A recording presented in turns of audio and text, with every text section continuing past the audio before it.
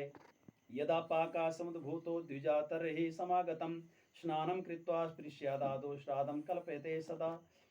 जब रसोई तैयार हो गई तो ब्राह्मण भी जो निमंत्रण दिया था, सभी ब्राह्मण जो है स्नान करके और श्राद्ध के लिए खाने के लिए भोजन करने के लिए बैठ गए।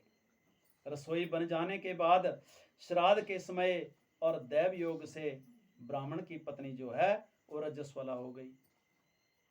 जब ब्राह्मण भी सारे भोजन के लिए बैठ गए थे तो उसी समय जो है उसको रजस्वला जो मासिक धर्म है वो आ गया और उसने लज्जा के कारण अपना जो रजो धर्म था उसको छिपा दिया, किसी को बताया नहीं।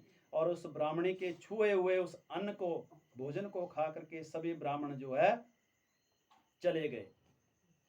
श्रीधर ब्राह्मण ने सभी ब्राह्मणों को नमस्कार किया, यथाशक्ति जो है उनको दक्षिणा दी और सबको विदा कर दिया।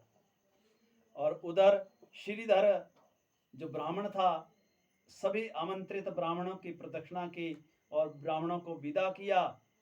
और उसके कालांतर में कई दिनों के बाद उस पतिव्रता जो ब्राह्मणी थी उसकी मृत्यु हो गई।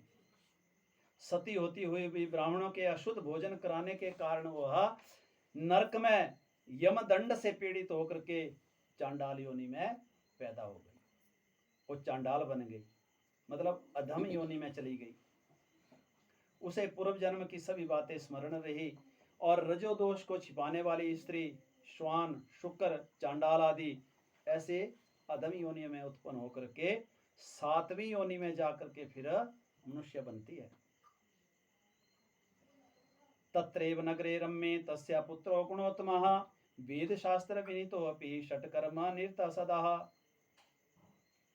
जहां वह चांडाल बनी हुई जो पतिव्रता उसकी ब्राह्मण की स्त्री थी, वो चांडाल बन करके वहीं पर घूमती रहती थी।